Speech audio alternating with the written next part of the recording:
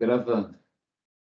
Bom dia a todos. Hoje é dia 12 de abril de 2024. Nós vamos iniciar a sessão da 8ª Câmara do Imposto e Taxas de São Paulo.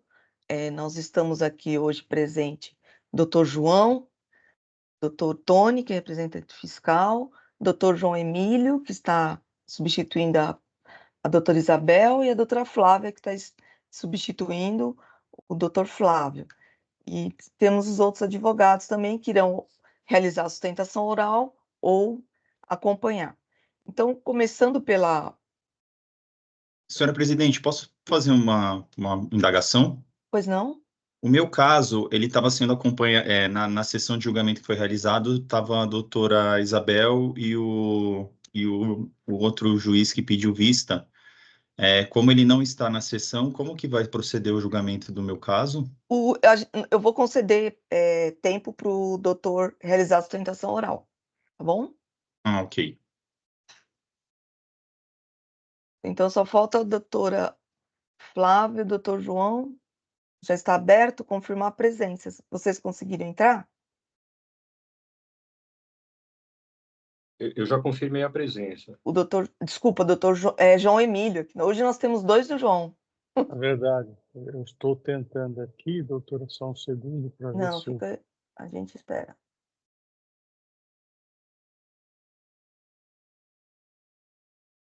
está dando um erro no portal. Por que será, hein? Então é melhor o senhor sair e entrar de novo no sistema, porque hoje aconteceu a mesma coisa comigo 3 vezes. Oi. Daí Então eu às vou vezes... desconectar e já volto. Então só um segundo, ok? Tá bom.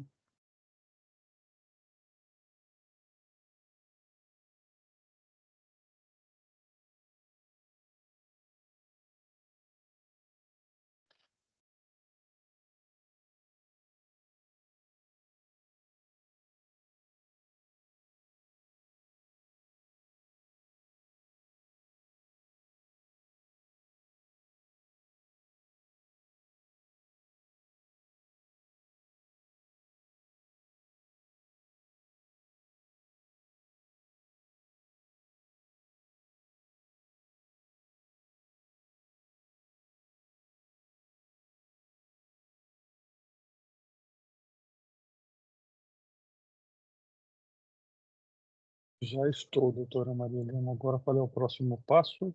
Eu recebo algum comunicado? Então, agora o senhor tem que entrar onde está voto eletrônico. Cá estamos. Confirmação, confirmei presença. Isso. Então, agora eu vou iniciar a sessão.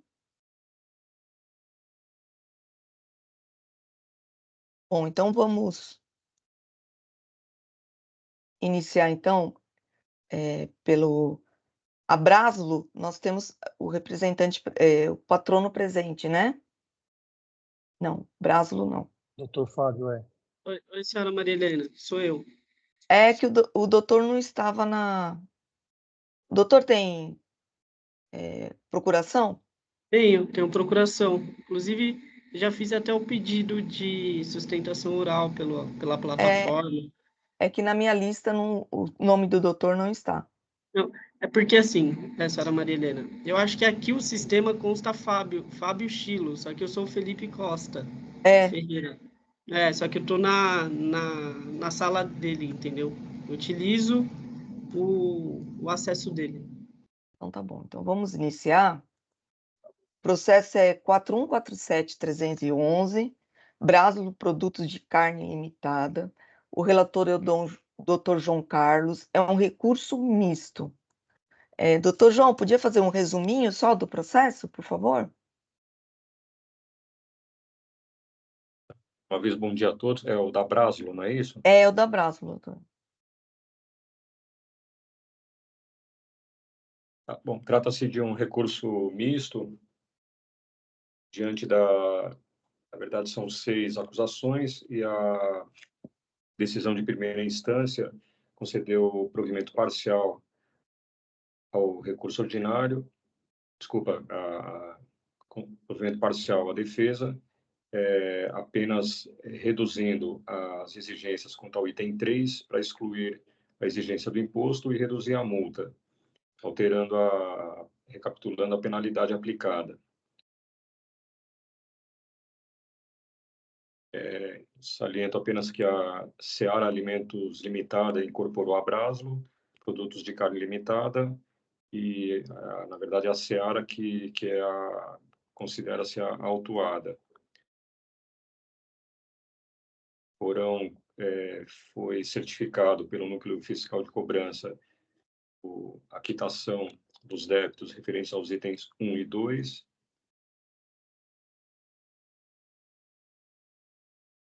portanto, permanecem em discussão os demais itens, os demais 4 itens.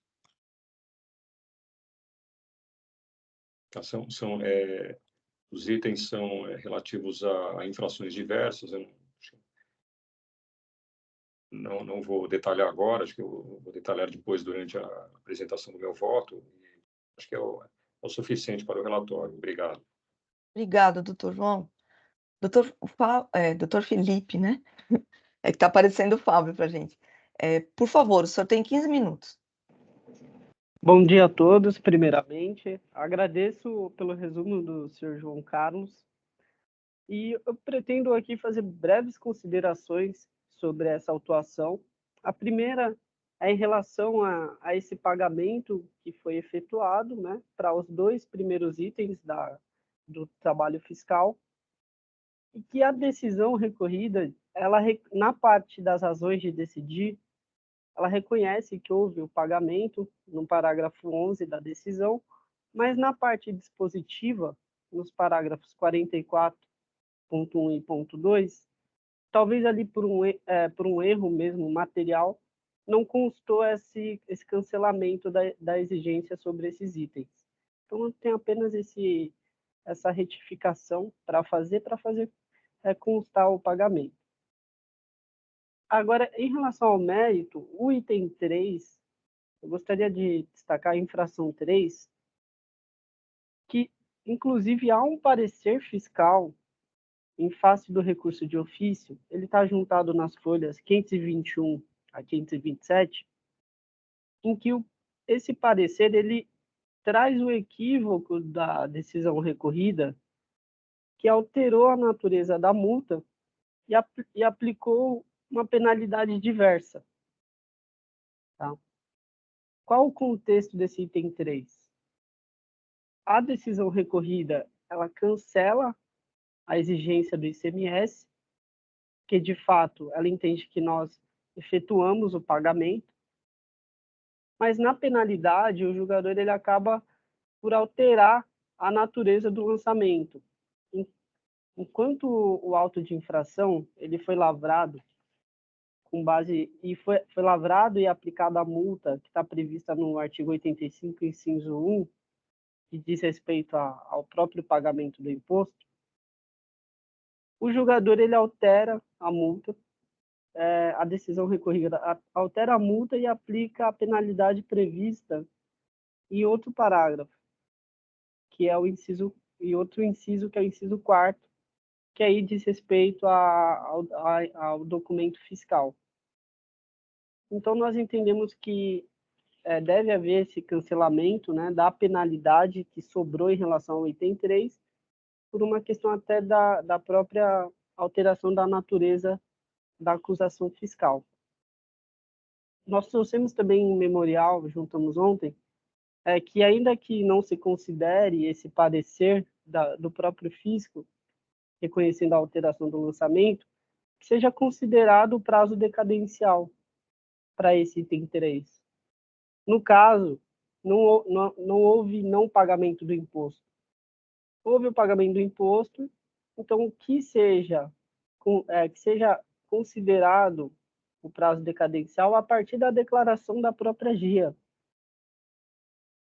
Quando consideramos esse período, há o transcurso do prazo de 5 anos, contados da constituição do próprio crédito tributário. Tá? Então, são essas duas considerações que eu queria fazer sobre o item 3 da acusação.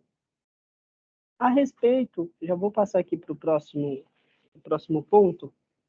O item 4 não defendemos, até mesmo em relação ao valor, né, envolvido, O item 5 diz respeito ao acreditamento em relação à aquisição de bens por ativo permanente, onde acabou sendo esclarecido na decisão recorrida que abre parênteses, né, muitos documentos apresentados pela impugnante estão com baixa qualidade de resolução em sua digitalização, o que impossibilitaria até a compreensão de qual produto ou bem do ativo fixo estaria descrito na nota fiscal. Aqui fecha parênteses. Essas notas que nós juntamos, elas estão nas folhas 367 a 368. De fato, alguns documentos, quando a gente junta, no processo acaba perdendo a resolução por uma questão de comprimir o arquivo, enfim, essa questão da internet.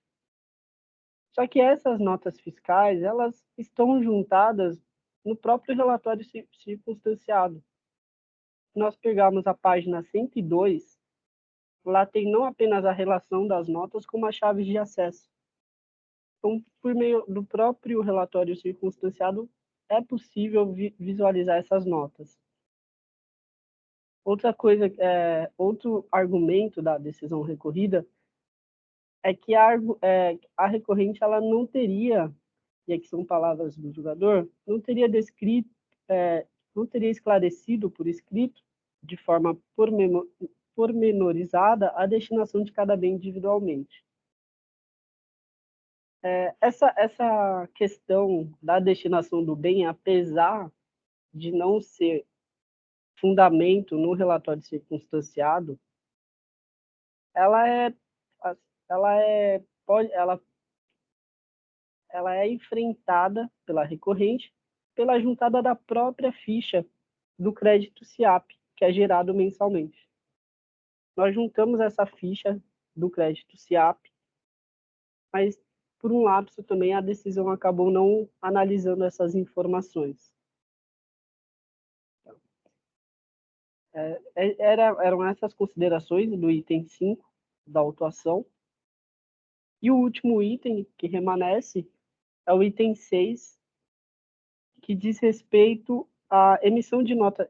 A recorrente emite nota fiscal de entrada em seu estabelecimento para espelhar uma saída que, de fato, nunca ocorreu. Né?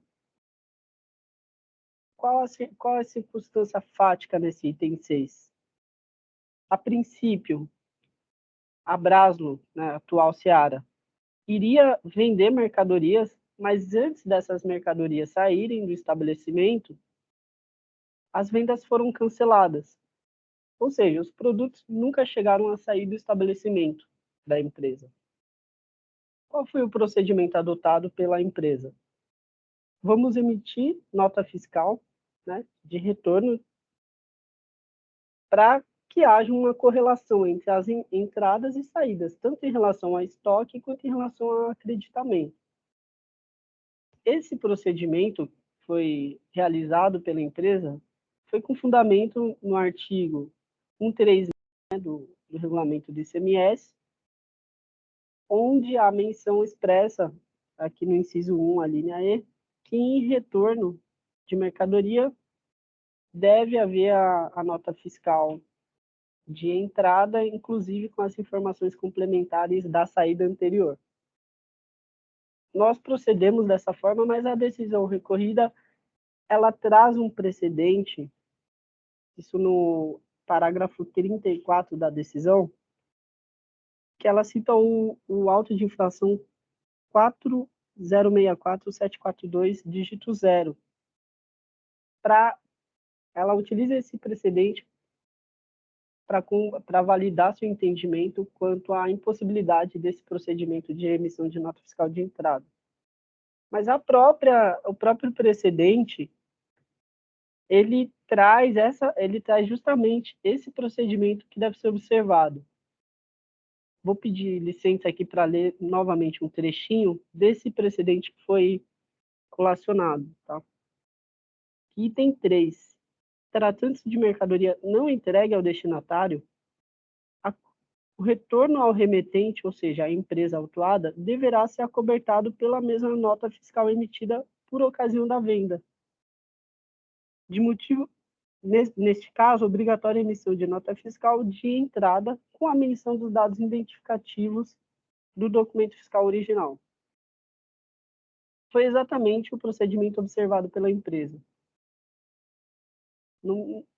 Todo o procedimento foi observado no artigo 136 do regulamento do ICMS. Então, também por esse motivo, é possível verificar a jurisprudência desse tribunal que ampara o procedimento que foi realizado e fiscalizado no item 6. Tá? Então, o que nós apresentamos no recurso ordinário? Os livros, trouxemos a questão do livro registros de entrada e saída. Trouxemos também que os valores de débito e crédito guardam perfeita correlação, são exatamente os mesmos valores. Isso está na página 550. Assim como a própria nota fiscal de entrada, de retorno, nela é possível identificar as operações que estão sendo acobertadas no campo das informações complementares. Então, também entendemos em relação a esse item que deve ser revisitada a decisão recorrida para que seja cancelado esse ponto da autuação. São apenas esses itens. Nós tentamos, inclusive nos memoriais, ser bem objetivos e práticos em relação aos pontos que remanescem para julgamento. Obrigado, doutor Felipe, pelo resumo. Doutor João Carlos, a palavra é sua.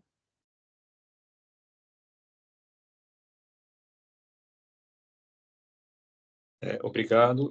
Parabenizo o doutor Patrono pela sua sustentação oral, passou por todos os aspectos relacionados a esse processo, e vou apresentar o meu voto.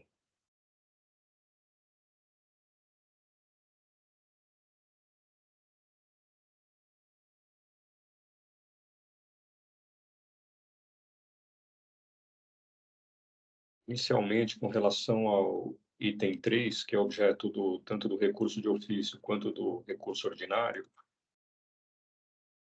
o item 3 trata da falta de pagamento do imposto decorrente da entrega de GIAs com valor do imposto a recolher inferior àquele indicado na escrita fiscal digital. Na verdade, a infração decorre de o contribuinte ter emitido notas fiscais de saída, indicando o CEFOP referente a lançamento efetuado a título de baixa de estoque decorrente de perda, roubo ou deterioração, indevidamente destacando o ICMS, e, consequentemente, constava do valor da somatória das saídas em sua escrita fiscal digital o valor do imposto indevidamente destacado. Na tentativa de corrigir o erro, a autuada procedeu ao ajuste em suas GIAs com estorno do crédito. Em decorrência desse procedimento, o fisco identificou a diferença existente entre os valores constantes da escrita fiscal e aqueles registrados nas GIAs, resultando na acusação do item 3. Portanto, se verifica que a infração cometida não se trata de falta de pagamento do imposto, mas de erro na escrituração de documento fiscal. E, a título de exemplo, pode-se verificar as folhas 63, 64 e 80 e 81, no anexo 3, que o valor do imposto a ser recolhido nos meses de maio e junho de 2017 é o mesmo nas GIAs, tanto nas GIAs quanto na escrita fiscal digital. Portanto, a recapitulação da multa efetuada pelo juízo de primeira instância não teve o condão de sanear a acusação, uma vez que a conduta inquinada não foi capitulada no auto de infração como erro na escrituração de documento fiscal. E, nesse sentido, então, eu tendo a acompanhar o entendimento da representação fiscal, de cujo parecer eu trago alguns excertos, e, nesse sentido, eu nego provimento ao recurso de ofício e, na verdade, eu vou ter que fazer uma alteração, então, na emenda e no dispositivo, porque eu estou cancelando o item 3. Não mencionei essa parte nem na emenda, nem no dispositivo. Então, cancelo o item 3. Com relação alegada decadência parcial referente aos itens 4, 5 e 6 remanescentes, uma vez que os itens 1 e 2 já haviam sido pagos, o contribuinte alega decadência com base na regra de contagem do artigo 150, parágrafo 4º do CTN. Entretanto, essas acusações se tratam de creditamento indevido do imposto. E esse tipo de infração, em matéria de decadência, é objeto da súmula número 9 desse tribunal, realizando-se a contagem do lapso decadencial, nesses casos, pelo artigo 173, inciso 1 do CTN. Nesse caso, o período autuado de 2017, que é o inicial, contando-se pelo artigo 173, inciso 1 do CTN, o prazo decadencial tem início em 1º de janeiro de 2018, terminando em 31 de dezembro de 2022. E a autuada teve ciência da notificação em 6 de junho de 2022. Portanto, não se verifica a alegada decadência. Noto que a autuada deixou de se manifestar com relação ao item 4, pelo que este resta incontroverso e mantido.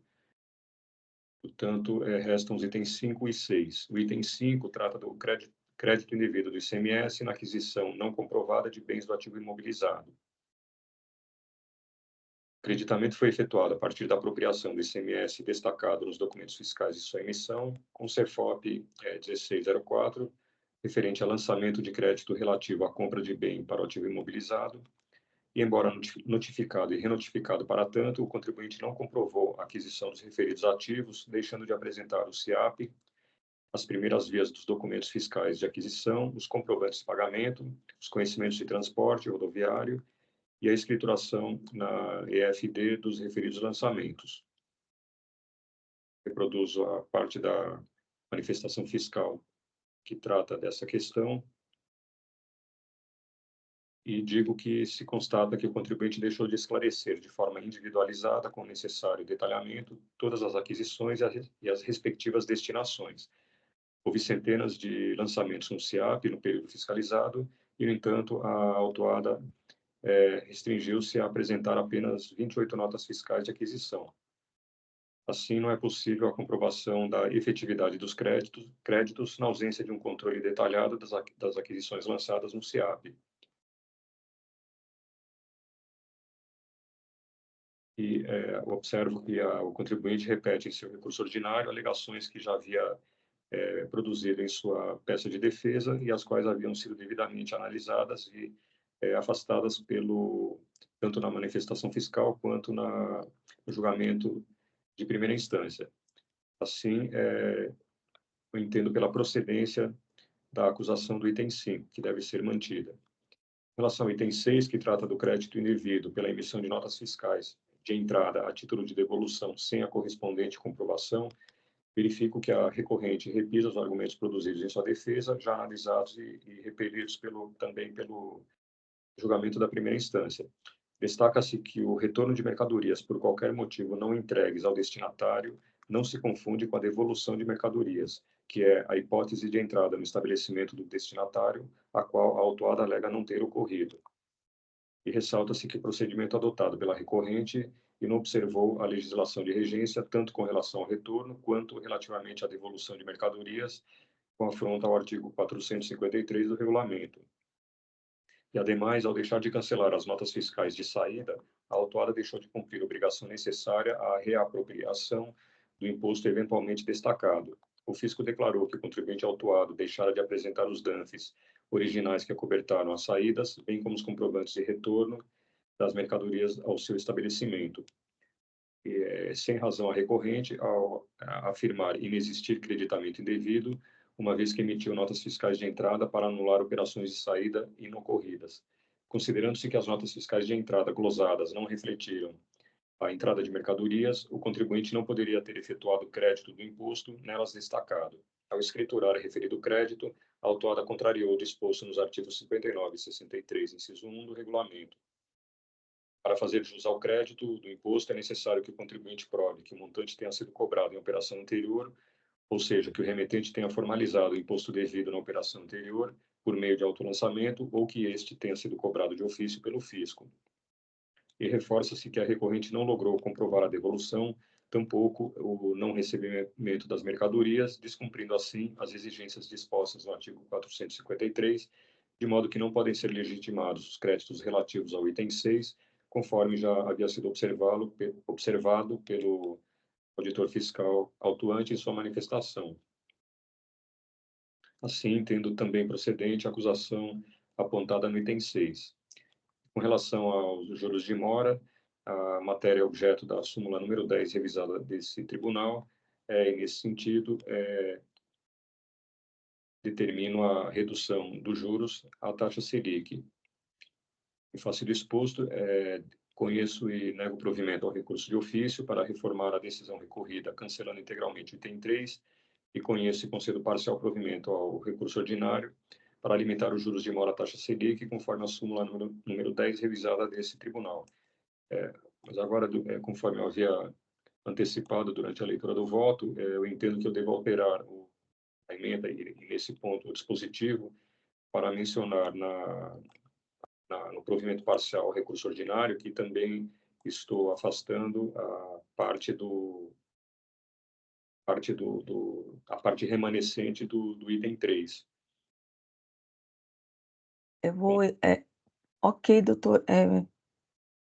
Para editar seu voto? Por favor. Já está habilitado. Então, esse é o meu voto, então. Obrigado.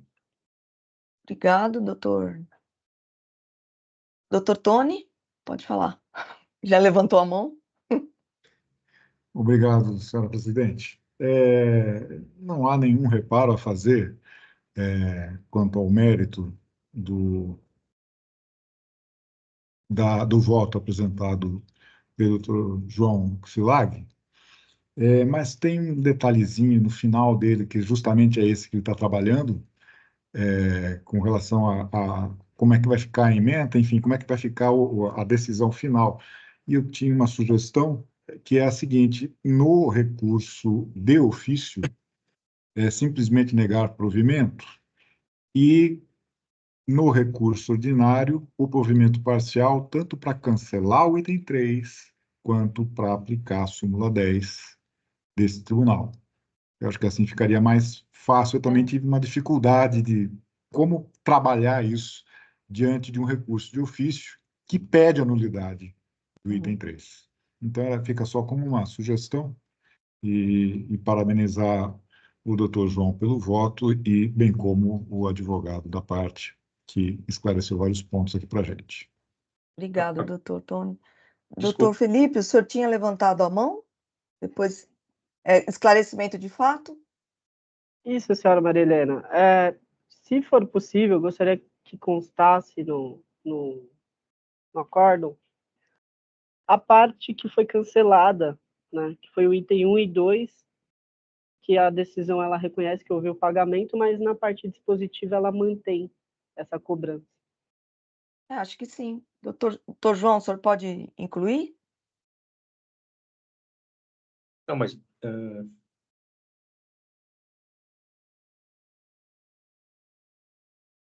acho que, na verdade, o item 1 e 2, ele não foi cancelado, ele foi quitado, né? Exato, senhor João. Foi Não, cancelado, foi quitado, exato. Não, porque eu entendo que, se eu cancelar, isso dá margem ao contribuinte de pedir uma restituição. É só então constar, como não constou na decisão, que houve o pagamento. Ah, sim. Apenas isso. Ok, obrigado. Doutor João Emílio, alguma observação?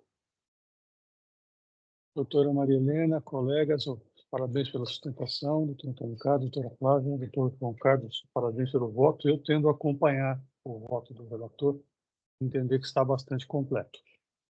Ok, doutor. Doutora Flávia? Eu também estou de acordo, ficou claro para mim, e vou acompanhar o doutor João Carlos. Eu acho que se tiver só essas retificações que o doutor Tony levantou, o doutor João também já tinha falado, e se constar expressamente que teve o pagamento em relação ao item 1, eu acho que já podemos votar. Itens 1 e 2, não é, presidente? Estou retificando ainda.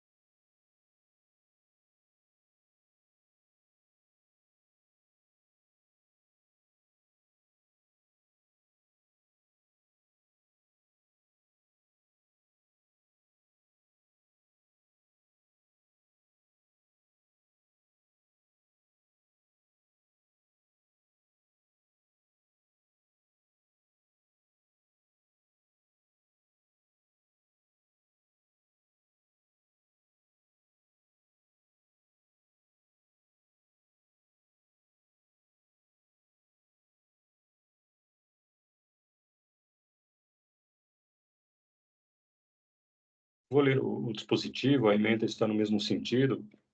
Se vocês tiverem alguma sugestão, por favor, façam. Ficou assim. Parte do recurso de ofício eu não alterei. Nego provimento ao recurso de ofício para reformar a decisão recorrida, cancelando integralmente o item 3.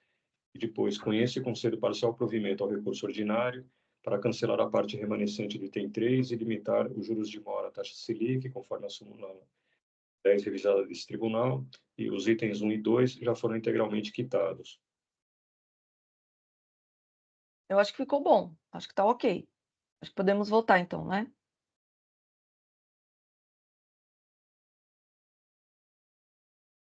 Eu vou encerrar os debates. Verificação de quórum.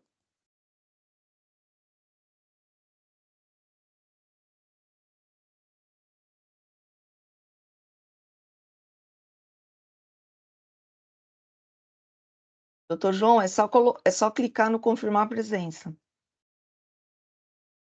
Doutor João Emílio. Eu fiz isso da outra vez, presidente, então eu não estou vendo aqui. Eu estou ainda na tela de processo em pauta com a situação quórum suficiente para a votação. Então, não aparece uma confirmar presença? Não, isso foi feito na etapa anterior, presidente. É que aqui consta que o doutor não confirmou presença. Será que mim. tem que voltar?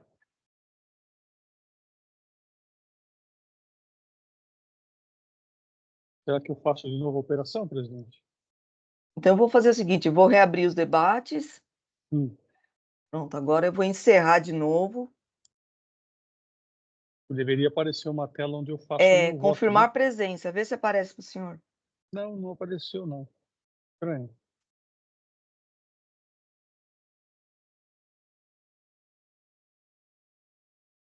O doutor já entrou no processo? Já. Verificar quórum. Ó, agora não apareceu? Confirmar. Agora apareceu. Ah, tá. Confirmar a presença, sim, foi. A doutora Flávia confirma de novo. Isso, agora sim. Iniciar votação.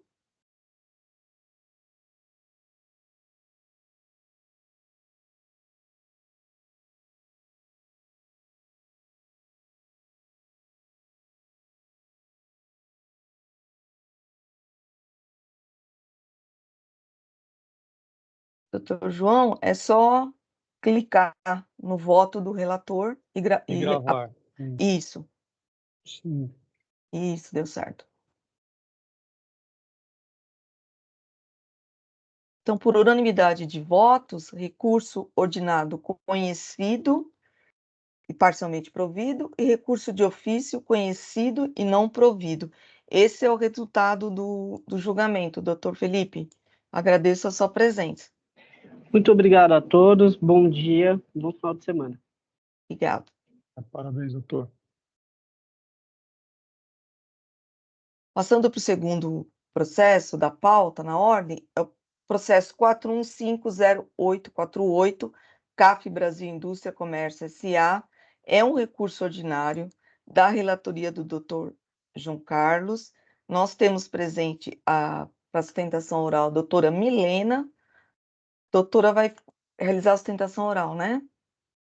Sim, bom dia, presidente. Bom dia. Então, doutor João, pode, por gentileza, fazer um resuminho? Senhora presidente, eu tenho uma questão antes disso. Conforme, inclusive, o doutor Tortello, o representante fiscal, havia alertado hoje, um pouco antes do início da sessão, eu vou adiantar que o processo trata de falta de pagamento de imposto relativo à transferência entre estabelecimentos da mesma empresa de mercadorias. Essa matéria é objeto da DC 49, que estava aguardando um desfecho final.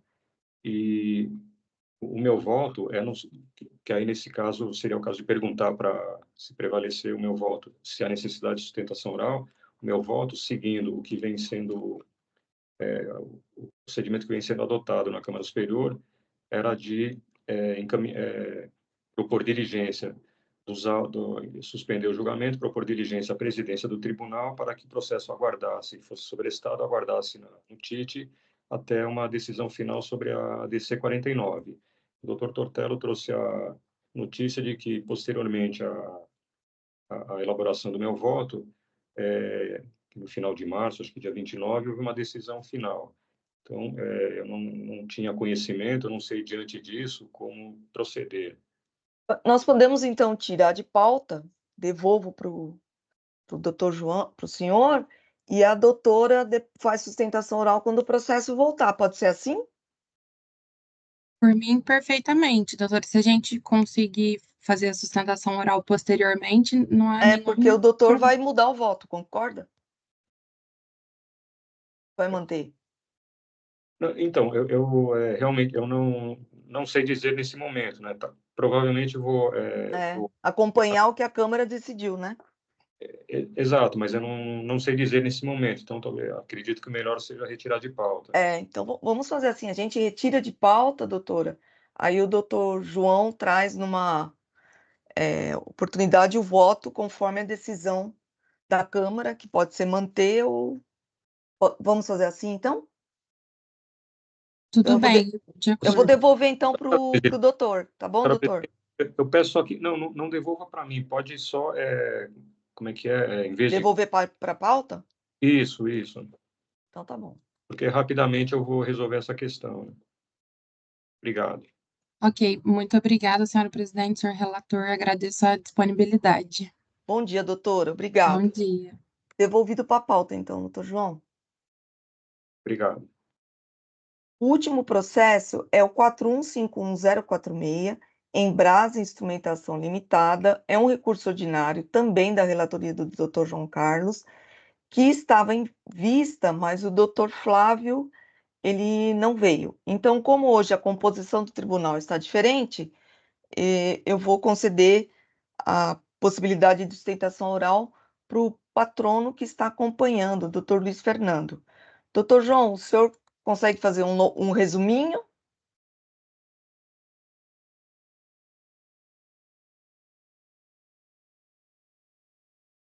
Desculpa, um resumo do relatório ou do voto? Um resumo do processo, assim, só para o doutor João Emílio, a doutora Flávia, para o doutor poder fazer a sustentação oral novamente? Mas aí o ideal não era... desculpa, mas... resumir o relatório, ser feita a sustentação oral e ao apresentar o voto? Sim, exatamente. Tá Isso ok. mesmo. Tá ok. Então, trata-se de um recurso ordinário que tem por objeto a acusação de falta de pagamento por meio de guia de regulamentos especiais referente a declarações de importação do imposto de falta de pagamento do imposto devido em operação de importação de mercadoria sob o regime de drawback na modalidade de suspensão, tendo em vista não terem sido cumpridas as condições para a manutenção do benefício fiscal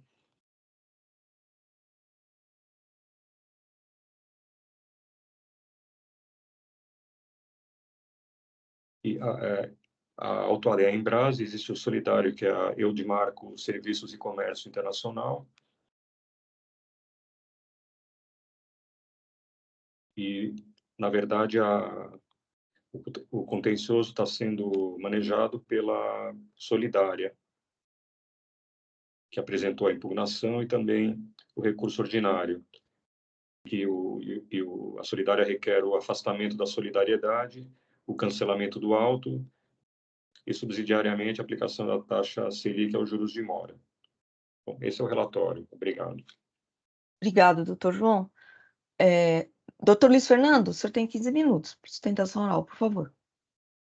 Obrigado, senhora presidente. Bom dia. Bom dia ao ilustre relator, aos demais integrantes da Câmara Julgadora, ao ilustre representante fiscal que acompanha a sessão, aos colegas que já sustentaram. O caso aqui, o caso fático, ele envolve importações que foram feitas por uma importadora que era beneficiária de um regime de drawback, suspensão do ICMS, né? Então, ela importava os produtos, a condição da desoneração no momento do desembaraço aduaneiro do imposto era que esses produtos fossem aplicados na produção de produtos acabados que fossem exportados, né? Esse é o regime do drawback que conhecemos. O meu cliente aqui, eu atuo na condição de defesa do recinto alfandegado, que foi a entidade responsável pelo desembaraço aduaneiro. O que aconteceu do ponto de vista fático? O recinto, ele recepcionava a documentação que dava suporte à importação, registro da importação, a guia de liberação de mercadoria estrangeira sem comprovação de ICMS emitida e devidamente vistada pela Secretaria da Fazenda do Estado de São Paulo, e ele entregava esses produtos importados para o importador. Houve um equívoco por parte do recinto alfandegado, porque a nota de entrada emitida para efeito de nacionalização, que foi entregue para efeito de liberação, foi a nota emitida por um outro estabelecimento do importador, né? Esse equívoco cometido pelo recinto, ele, a nosso ver, a despeito de fato ser um equívoco formal e ser inclusive passível de eventualmente algum descumprimento de obrigação acessória, a gente também foi autuado por um descumprimento por esse equívoco formal cometido da nossa parte, ele não é suficiente para nos atribuir a solidariedade no caso. E explico as minhas razões, que estão devidamente expostas na defesa. No caso, um ponto que é incontroverso é que no momento do desembaraço, o importador ele estava desonerado da obrigação de pagamento do ICMS ou de comprovar o recolhimento do imposto. Tanto isso é verdade que ele entregou as guias de liberação de mercadoria estrangeira e essas guias estavam devidamente vistadas pela Secretaria da Fazenda. O visto era automático, era sistêmico? É uma questão da Secretaria da Fazenda, mas, de fato, todas as guias que foram emitidas e foram entregues para efeito do desembaraço aduaneiro sem a comprovação do recolhimento do ICMS estavam devidamente vistadas pela Cefaz. Então, foi confirmado pela Secretaria da Fazenda a desoneração do imposto no momento do desembaraço. Qual foi a circunstância que desencadeou a ação fiscal que nós estamos discutindo aqui? Não foi o desembaraço aduaneiro sem o recolhimento do ICMS. Foi a não comprovação por parte do importador, que é o contribuinte, do cumprimento do pressuposto do drawback. Foi isso que levou a autoridade fazendária a lavrar o auto de infração.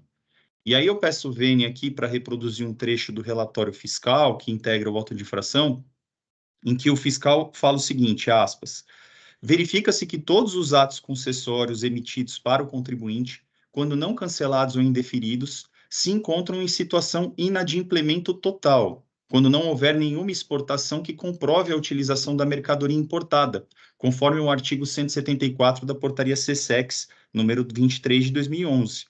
Em outras palavras, o contribuinte não cumpriu os requisitos posteriores da isenção na importação de utilizar um insumo importado para produzir mercadoria a ser exportada, não fazendo assim jus à manutenção da isenção. Dessa maneira, evidenciam-se as irregularidades a ser escritas, falta de pagamento do imposto sobre a importação em virtude da ausência de comprovação da exportação das mercadorias ou dos produtos resultantes de sua industrialização, importadas sob o regime do drawback. Quando a gente observa esse aspecto, a gente conclui que o aspecto que levou à autuação não foi o desembaraço aduaneiro em si, a despeito, obviamente, de quando o drawback ele é descumprido, ele retroage à data do desembaraço aduaneiro, né? Porque é um imposto incidente sobre a importação que não foi recolhido. Mas não foram os atos praticados no desembaraço aduaneiro que desencadearam a infração, que foi o fato que ensejou a autuação lançada pela autoridade. O que levou à autuação foi o momento subsequente do importador não ter comprovado o pressuposto do drawback, que era a reexportação das mercadorias. E sob esse aspecto, o recinto alfandegado ele não tem qualquer tipo de ingerência, nem nada, nenhum tipo de ingerência sobre esse aspecto.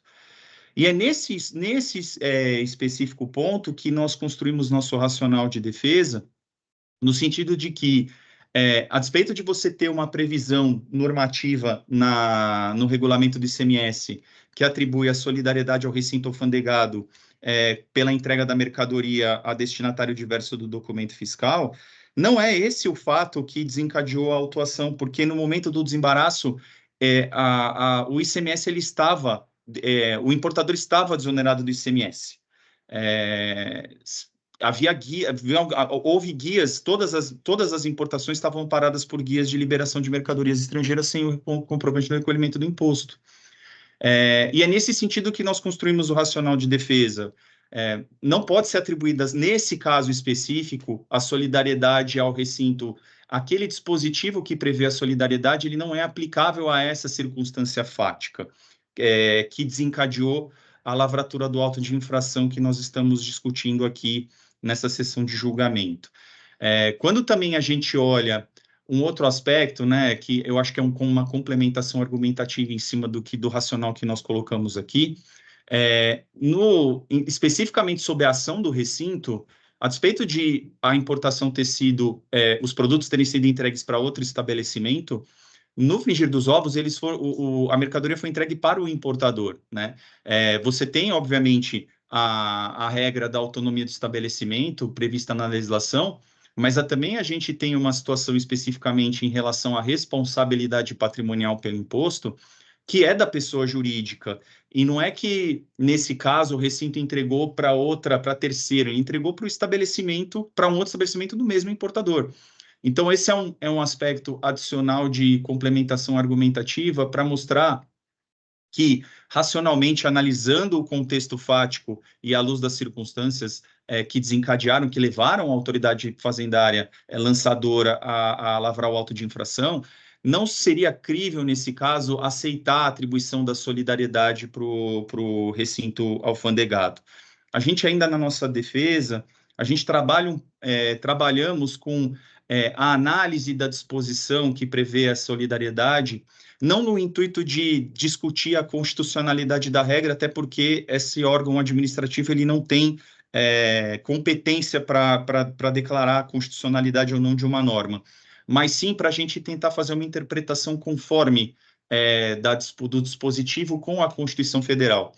Quando a gente vai nessa linha, a gente pega a norma e fazemos uma análise em cima da norma geral de direito tributário que trata da sujeição passiva por solidariedade, e também a jurisprudência. Então, olhando a jurisprudência, olhando as decisões que o Supremo Tribunal Federal deliberou a respeito de normas que atribuem solidariedade, o que nós observamos? O Supremo Tribunal Federal, quando ele olha a conformidade da norma estadual à lei complementar, né, de natureza complementar, que é o Código Tributário Nacional, ele necessariamente verifica se essa solidariedade ela está conforme dois dispositivos. Tem o 128, mas o 128 ele está atrelado ao 134 e ao 135. Quando a gente olha o 134 e 135 à luz da regra de solidariedade que está prevista no artigo 9º do regulamento do ICMS, e da lei estadual paulista, né, o regulamento ele confirma, ele consolida essa norma, a gente conclui que, necessariamente, para se atribuir uma solidariedade ao recinto, nesse caso, haveria de haver um aspecto de conduta dolosa por parte do recinto. E, nesse caso, não tem nada que foi atribuído, absolutamente nada. O fiscal, ele não, em nenhum momento, ele trabalha com a fundamentação para justificar qualquer tipo de conduta dolosa por parte do recinto alfandegado, a justificar uma atribuição da solidariedade por esse recinto.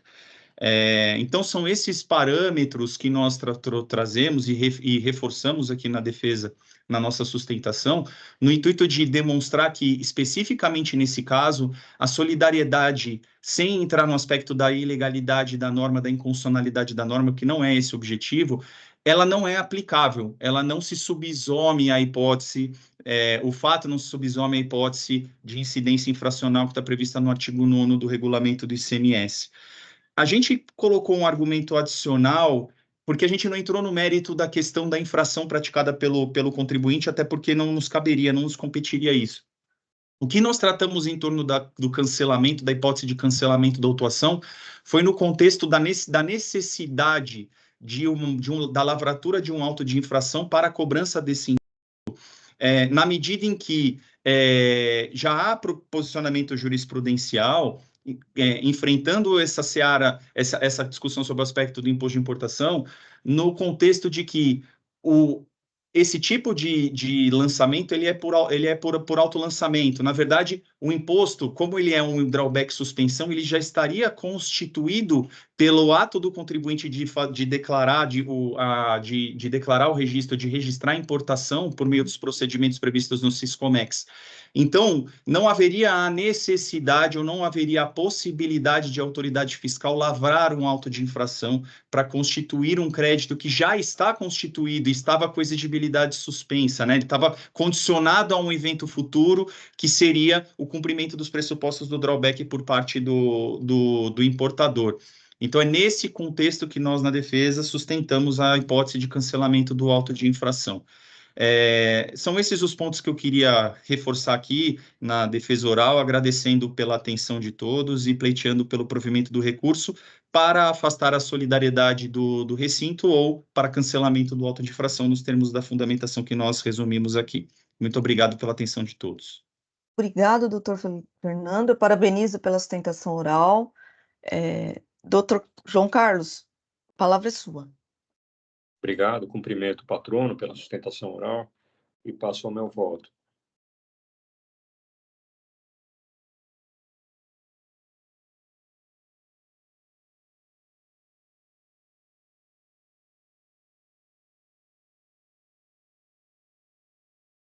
Como já esclarecido, a acusação trata de falta de pagamento do imposto na importação de mercadorias sob o regime drawback na modalidade de suspensão. Conforme o relatório circunstanciado, a autuada realizou essas operações e essa modalidade de importação é contemplada com a isenção do imposto desde que cumpridos os requisitos do artigo 22 do anexo 1 do regulamento do ICMS.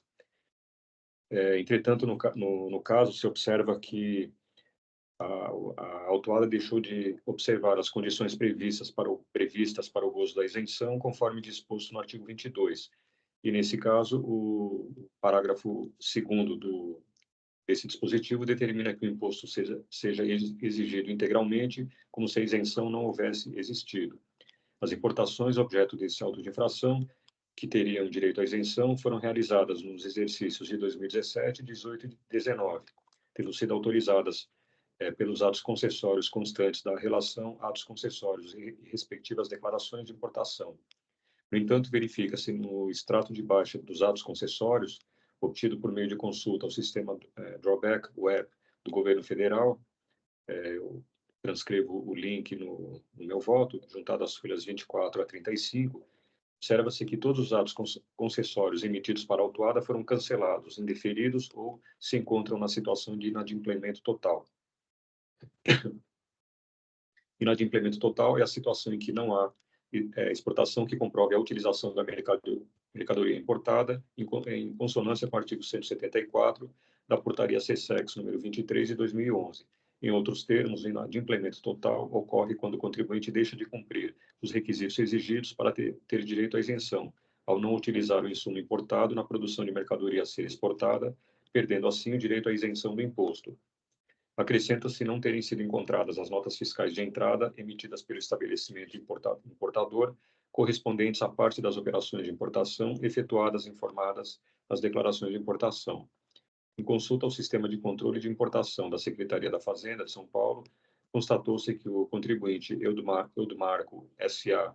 Serviços e Comércio Internacional, depósito em recinto alfandegado, foi o responsável pela entrega das mercadorias importadas pela Embras, sem que houvesse a devida emissão de nota fiscal de entrada pelo importador. Observou-se, portanto, também o descumprimento do disposto no parágrafo 3º do artigo 22 do anexo 1 do regulamento. Conforme o relatório circunstanciado, a Embras Instrumentação Limitada teve a sua inscrição estadual suspensa em 19 de setembro de 2018, tendo solicitado baixa da inscrição em 5 de abril de 2019.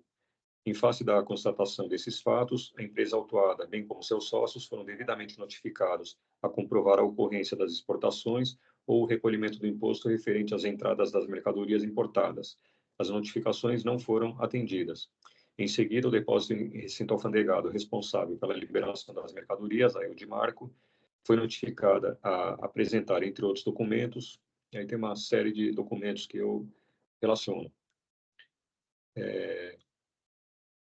Em atendimento às notificações, a Eudimarco apresentou documentos referentes às DEIs relativas ao ano de 2019. Nas DEIs apresentadas, a Eudimarco consta como recinto alfandegado. A despeito de as importações terem sido efetuadas pela matriz da empresa, foram apresentadas notas fiscais emitidas por estabelecimento diverso para justificar a entrega das mercadorias. Verifica-se que o estabelecimento emissor dos documentos fiscais é uma filial do contribuinte e se localiza em outro estado, em afronta à instrução normativa da Receita Federal número 680 de 2006, que disciplina o despacho aduaneiro de importação, condicionando a entrega das mercadorias à apresentação da nota fiscal de entrada emitida em seu nome, conforme os seus artigos 54 e 55. Para efeito de cumprimento de obrigação tributária, entende-se autônomo cada estabelecimento do mesmo titular, nos termos do artigo 15 da Lei 6.374 de 89. E destaca-se que o artigo 125 do Regulamento do ICMS estabelece que a mercadoria de procedência estrangeira, que sem entrar no estabelecimento do importador for por ele remetida a terceiro, deverá ser acompanhada de nota fiscal por ele emitida, com a declaração de que a mercadoria sairá diretamente da repartição federal em que tiver sido desembaraçada. O parágrafo 4º do dispositivo prevê que a entrega de mercadoria remetida a contribuinte deste Estado poderá ser feita em outro estabelecimento pertencente ao mesmo adquirente, quando ambos os estabelecimentos do adquirente estiverem situados neste Estado. Observa-se que o contribuinte deve emitir a nota fiscal no momento em que entrar no estabelecimento, real ou simbolicamente, a mercadoria importada, diretamente do exterior, conforme dispõe o artigo 136, inciso 1 do regulamento. E, não obstante, a importadora autuada não emitiu uma nota fiscal de entrada sequer para as operações de importação compreendidas no presente auto. As notas fiscais emitidas pelo estabelecimento filial, localizado em outro estado, não atendem o disposto no artigo 136 do CTN. Assim, a solidariedade do recinto alfandegado que promover a entrega de mercadoria importada do exterior com destino a estabelecimento diverso daquele que a tenha importado encontra fundamento no artigo 9º da Lei 6.374 de 89. Portanto, resta caracterizada a responsabilidade solidária da Eudimarco e comparece a estes autos exercendo seu direito à defesa e ao contraditório. Salienta-se que a solidária reconhece o cometimento da infração apontada no auto de infração ao confessar ter liberado as mercadorias para estabelecimento diverso do importador. É-se disso que a solidariedade decorre da lei, conforme já discorrido, não sendo necessária a comprovação do dolo. Em conformidade com o artigo 136 do CTN, em matéria tributária, a responsabilidade é objetiva. Não se sustenta o argumento da solidária de que a Secretaria da Fazenda de São Paulo teria se equivocado ao vistar as guias de recolhimento especiais em razão do estabelecimento da Embrasa, o importador, já ter a sua inscrição estadual cassada, por ocasião das operações de importação objetos desse auto de infração. O auditor fiscal autuante já havia apreciado detidamente e rebatido a questão às folhas 430 a 1433, esclarecendo que a portaria CAT 59 de 2007, vigente à época dos fatos geradores, previa a possibilidade da concessão automática do visto eletrônico, dispensando a necessidade de apresentação prévia dos documentos que seriam normalmente exigidos para a sua concessão na guia de liberação.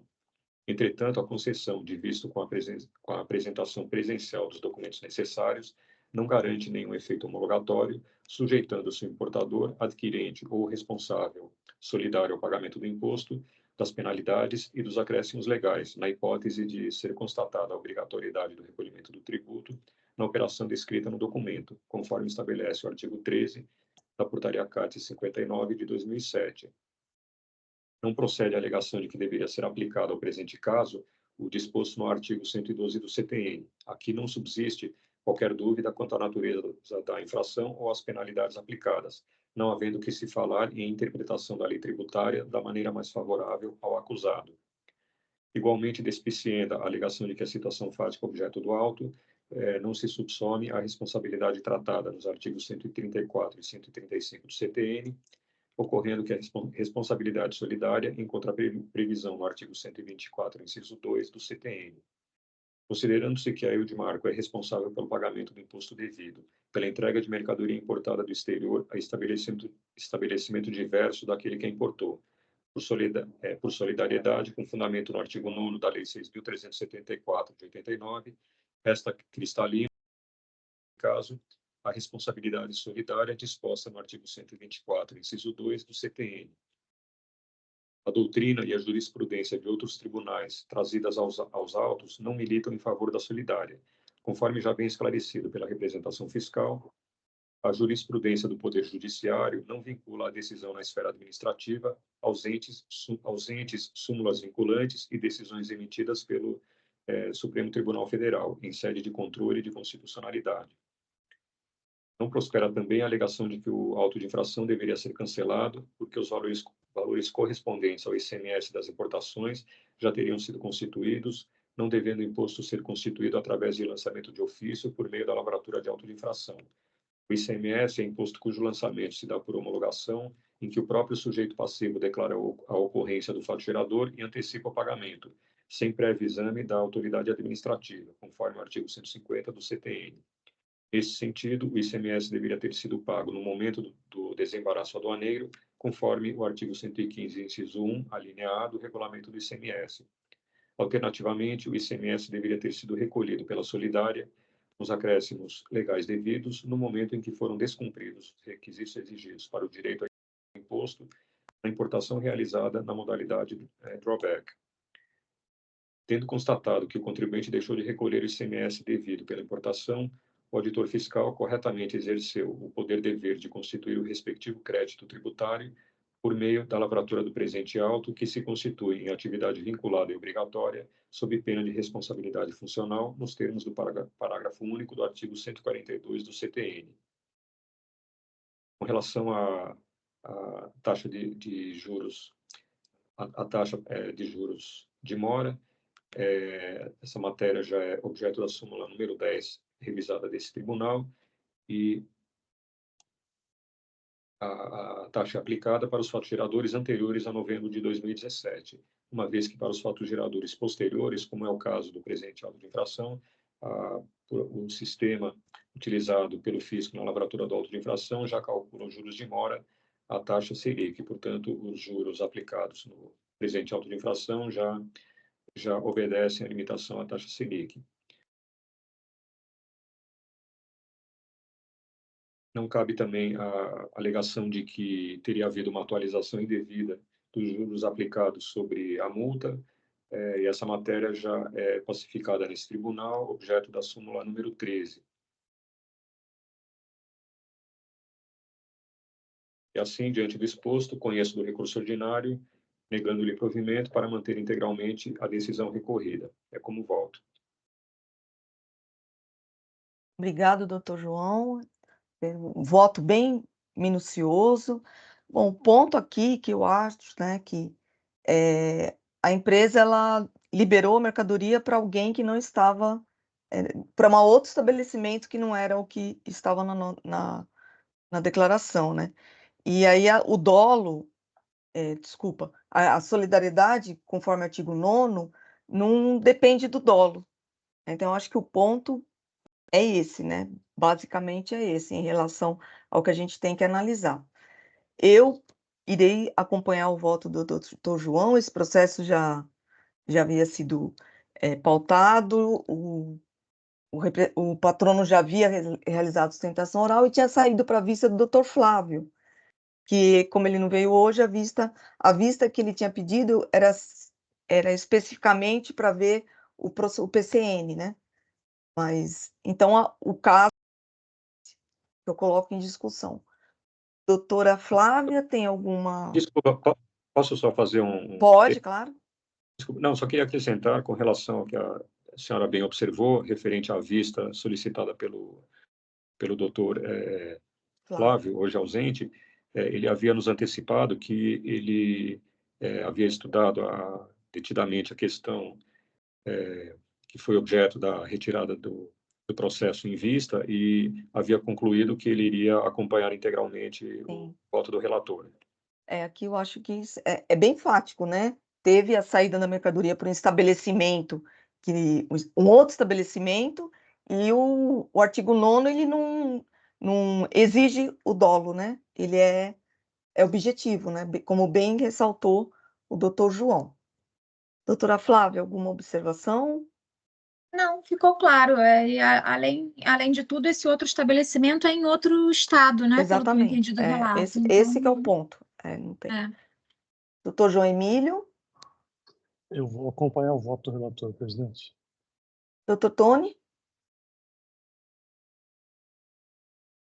Nada a acrescentar no debate. Muito obrigado.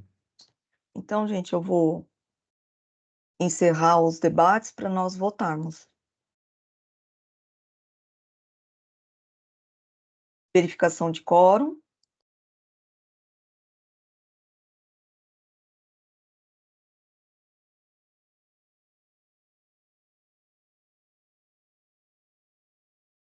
Iniciar a votação.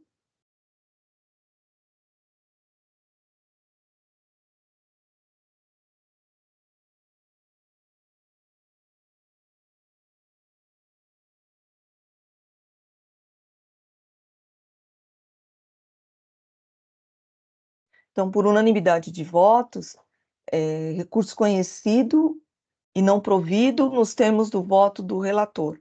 Doutor, nós agradecemos sua presença. Tenha um bom dia. Bom dia a todos, obrigado, bom trabalho para vocês.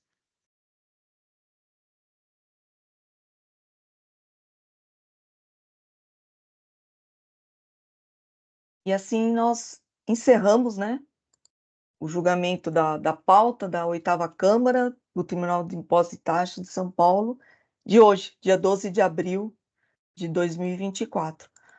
Eu agradeço a presença do doutor João Emílio, da doutora Flávia, que vieram hoje substituir, e esperamos que venham outras vezes na nossa Câmara.